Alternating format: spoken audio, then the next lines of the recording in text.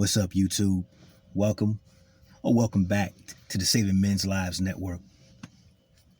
Today, fellas, I want to talk to you guys about the 5 different types of men a woman will sleep with. And depending on where you are to her and what you are to her, if you and she ever get down, you're going to fall into one of these 5 categories comfortably. And the way you carry it is going to decide whether you stay in one category, whether you evolve to another one like Pokemon. So, first type of guy she'll sleep with is the guy she's attracted to. This is the guy who checks off the boxes. He's tall enough. He's got a decent enough physique. He's maybe got a smooth mouthpiece. Or for my older guys who don't keep up with slang, this is a guy who's a smooth talker.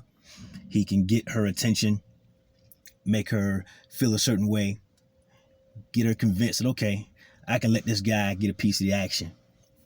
Nothing spectacular, but he does check off the boxes, so he meets the criteria.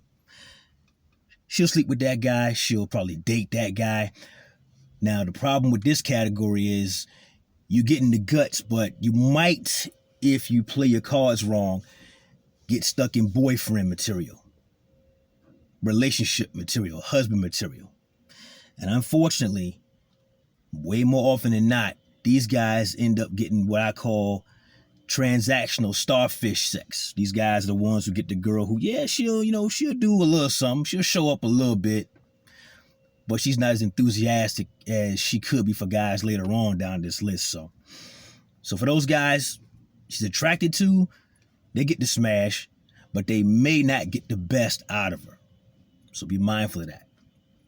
Number 2, you got the guy she's using. Now, this could be the guy she's pretty much just being with him for money or a new purse or some shoes. Maybe it's her boss. She wants a promotion, or her professor, and she needs a good grade in the class because she's failing, etc. I've seen girls use guys just to make another chick jealous. It's 2 girls, don't like each other, but one girl knows the other chick she don't like likes this dude. She ain't crazy about him. He not even her type, but she knows that if they get together and they sleep together, it'll make that other girl she don't like pissed, which for her, because women are very, very catty, they're very petty, and no holds are barred when 2 girls don't like each other. So you got a guy who's getting laid, and he don't even know why this girl's paying him any attention. And she is flipping him and sucking him off, and he don't know what's going on. Then the next day, when it all hit the scene, when everybody found out about it, now she's not returning his phone call. So be careful, guys. Don't be a pawn in some Machiavellian game. 2 chicks are playing against each other. Don't be that guy. Because remember, girls don't have friends. Girls have sexual rivals. On a side note, this is why they sabotage each other so often. Why do you think these girls will, say, for example, on club night, or if you guys in high school, say it's a dance coming up or a party or whatever, and what they'll do is they'll come 4, 5, 6 deep, and they got the fat friend with them, and they'll tell her to wear a dress to make her look good, knowing she fat as hell, knowing she sloppy as hell, but they'll say, "Oh, girl, you a perfect 10, girl. Yeah, you go."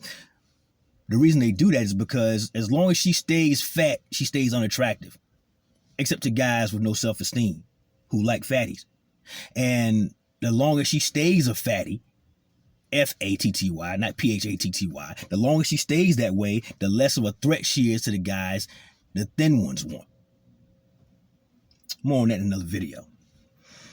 Number 3, there's the guy from her past who leveled up. Now, this one's tricky because this could be an old classmate. This could be an old neighbor when she was a little kid and they moved away and they reconnect as adults. This could be somebody, maybe she used to go to church or synagogue or mosque with this guy back in his awkward puberty days, with acne and maybe had braces and glasses. But now the acne cleared up. He got contacts. Homie hit the gym.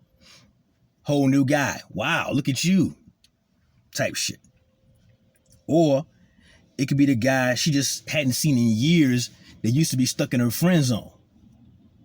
Same thing.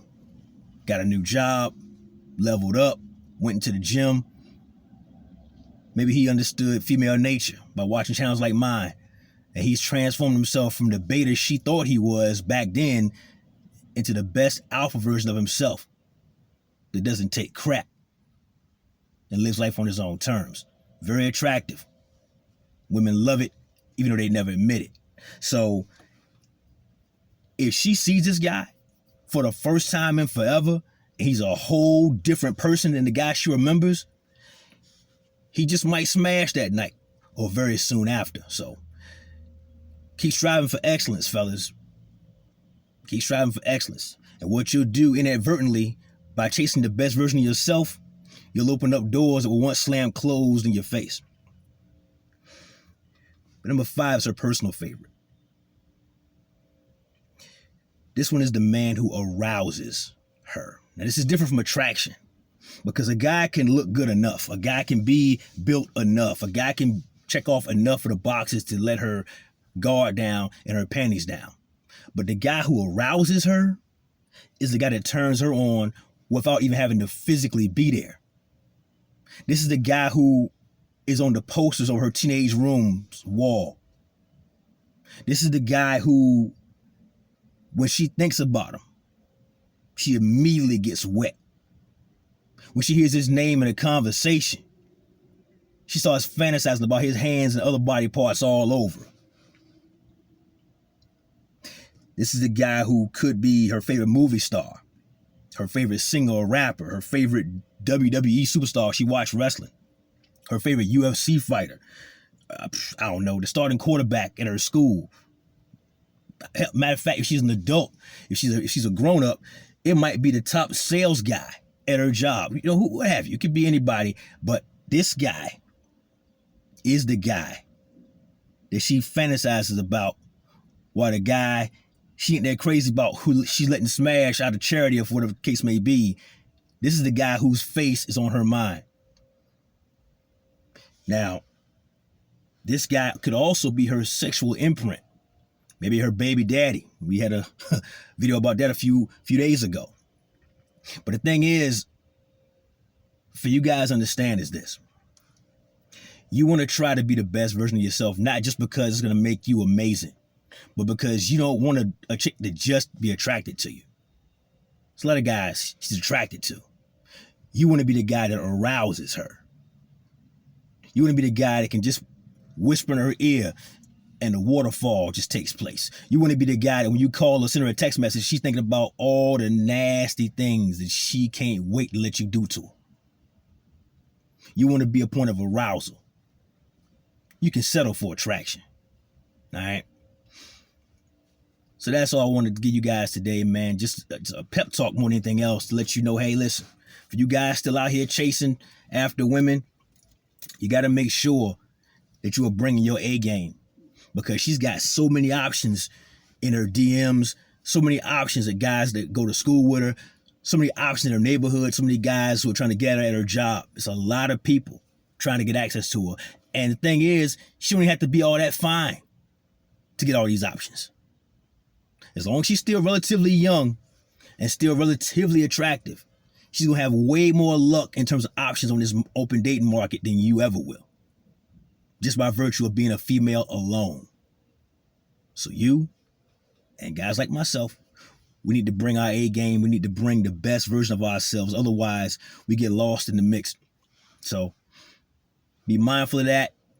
And if you're with a girl right now, if you guys in relationships, if you know you've been falling off, I suggest you get your ass in gear, bro, because she might just be looking for your replacement. Some guy with a slightly lower body fat percentage or what have you. So I don't want to see you guys get caught out, taken by surprise, and then left by the wayside. That's it. That's my time, fellas. Like the video, comment down below, share with your friends, and subscribe. Hit the bell to be notified for the next video to come out. And just remember, fellas, never let your brother suffer in silence when the truth can set him free. Till next time, guys, it's the Saving Men's Lives Network. Plenty more to come.